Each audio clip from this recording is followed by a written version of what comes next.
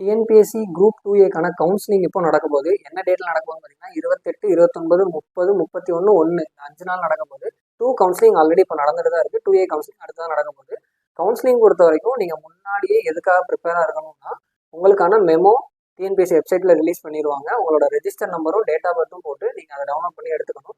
அந்த மெமோவில் பார்த்தீங்கன்னா உங்களோட நேம் இருக்கும், உங்களோட வரிசை எண் இருக்கும். வரிசை எண்ணுங்கிறது ஓவராலாக இருக்கிறது. உங்களோட தரவரிசை என்ன அப்படின்னு இருக்கும். தரவரிசை எண்ணுங்கிறது உங்களோட ரேங்க்கு. அதுக்கப்புறமா எந்த மேஜரில் நீங்கள் உட்காரணும் அப்படின்னு சொல்லியிருக்கோம், எந்த டைமுக்கு நீங்கள் வரணும் அப்படின்னு சொல்லி போட்டிருக்கோம். ஓகேங்களா? இதுக்கப்புறமா நீங்கள் என்ன பண்ணீங்கன்னா எந்த டேட்டில் எந்த டைமுக்கு வர சொல்கிறாங்களோ அந்த டேட்டில் அந்த டைமில் ஒரு 1 hour முன்னாடியே நீங்கள் டிஎன்பிஎஸ்சி ஆஃபீஸ்க்கு போயிடுங்க.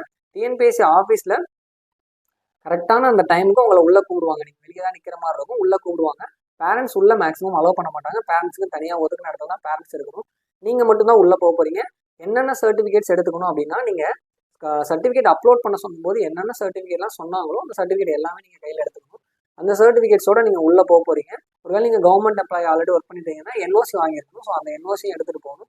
வேறு என்னென்ன முக்கியமான சர்டிஃபிகேட்ஸோ அது ஒரிஜினல் எல்லாமே எடுத்துகிட்டு போகணும். ஜெராக்ஸும் ஒரு 2 காப்பி எப்போவுமே நீங்கள் வச்சுக்கோங்க. ஃபோட்டோ ஒன்று வச்சுக்கோங்க. இது தவிர எக்ஸ்ட்ராவாக என்னன்னு பார்த்தீங்கன்னா அந்த அக்னாலஜ்மெண்ட் இருக்கும் இல்லையா, நீங்கள் சர்டிஃபிகேட் அப்லோட் பண்ணும்போது அந்த அக்னாலஜ்மெண்ட் அதை எடுத்துகிட்டு போகலாம். நீங்கள் ஹால் டிக்கெட் இருந்துச்சுன்னா அந்த ஹால் டிக்கெட் எடுத்துகிட்டு போகலாம். இதெல்லாம் மேண்டட்ரி கிடையாது, நீங்கள் எதுக்கும் எடுத்துகிட்டு போங்க. ஓகேங்களா? உள்ளே போனதுக்கு அப்புறமா அந்த மேஜை எண் இருக்கு இல்லையா, மேஜை இதுக்கு முன்னாடி எப்படி இருந்துச்சுன்னா மொத்தம் ஒரு 25 மேஜை போடுவாங்க. 25ல் ஒரு மேஜைக்கு 10 பேர் வீதம், மொத்தம் 250 பேர் உட்கார வைப்பாங்க. ஆனால் இப்போ அதெல்லாம் மாறிடுச்சு. 30 மேஜை 50 மேஜை வரைக்கும் போட ஆரம்பிச்சிட்டாங்க. ஒரு மேஜைக்கு 5 பேர் வீதம் கூட உட்கார வைக்கலாம். அது நமக்கு கவலை இல்லை. எந்த மேஜையில் நம்ம உட்கார சொல்லிடுவோமோ அந்த மேஜையில் நீங்கள் போய் உட்காந்தா போதும். உங்கள் மேஜையில் உங்களை செக் பண்ணுறதுக்கு ஒரு 2 பேர் வருவாங்க டிஎன்பிஎஸ்சியில் இருந்து. ஒரு மேஜையிலையும் ஒரு 5 பேர் உட்காந்துருக்காங்கன்னு வச்சுக்கலாம். 2 பேர் செக் பண்ணுவாங்க. உங்களோட நம்பர் படி வரிசையாக செக் பண்ணுவாங்க. என்ன செக் பண்ணுவாங்கன்னா, ஒருத்தர் நீங்கள் ஆல்ரெடி அப்லோட் பண்ண சர்டிஃபிகேட்லாம் வச்சிருப்பாரு, ஒருத்தர் உங்களோட ஃபிசிக்கல் சர்டிஃபிகேட், அதாவது ஒரிஜினலாக நீங்கள் கொண்டு போன சர்டிஃபிகேட்டை கையில் வச்சிருப்பாரு. அதில் உள்ள நம்பர், நேம், ஸ்பெல்லிங்கு, ஸோ இதெல்லாமே கரெக்டாக இருக்குதா, அது ஒரிஜினல் சர்டிஃபிகேட் ஆனால் அதெல்லாம் செக் பண்ணுவாங்க. மேக்ஸிமம் யாரையும் இந்த இடத்துல ரிஜெக்ட் பண்ண மாட்டாங்க.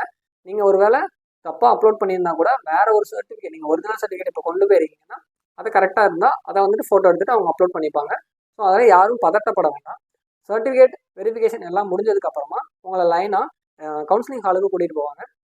கவுன்சிலிங் ஹாலில் பார்த்தீங்கன்னா அங்கே டிஜிட்டல் போர்டில் எது வேகன்சி இருக்குது அப்படின்னு சொல்லி அது ஓடிட்டே இருக்கும். நீங்கள் லைனாக, அதாவது உங்களோட இந்த ரேங்க் ஆர்டர் படி உட்கார வைப்பாங்க. அதனால் யாரும் பயப்படாதீங்க. உங்களுக்கு முன்னாடி உள்ள ரேங்க் எடுத்ததுக்கு அப்புறம் தான் நீங்கள் கண்டிப்பாக எடுக்க முடியும். ஆப்ஷன் இருந்தால் அவங்கள கழிச்சிருவாங்க. மீதி எல்லாரும் லைனில் உட்கார வைப்பாங்க.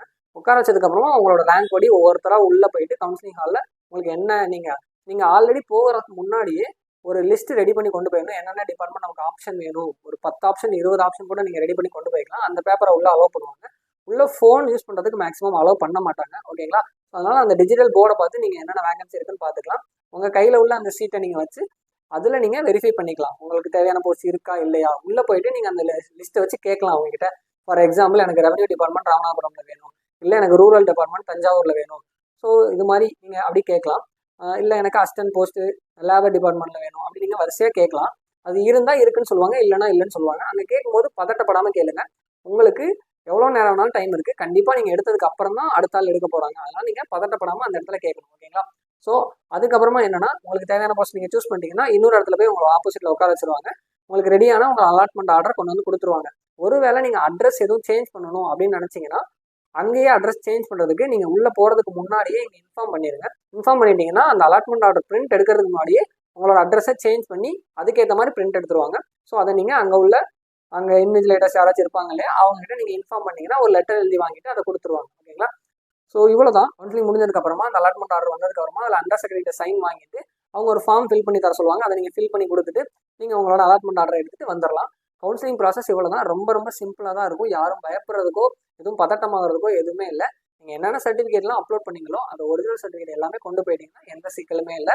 ரொம்ப சிம்பிளாக ஸ்மூத்தாக உங்களோட ஃபர்ஸ்ட் ஜாபை நீங்கள் எடுத்துகிட்டு கண்டிப்பாக வரலாம்.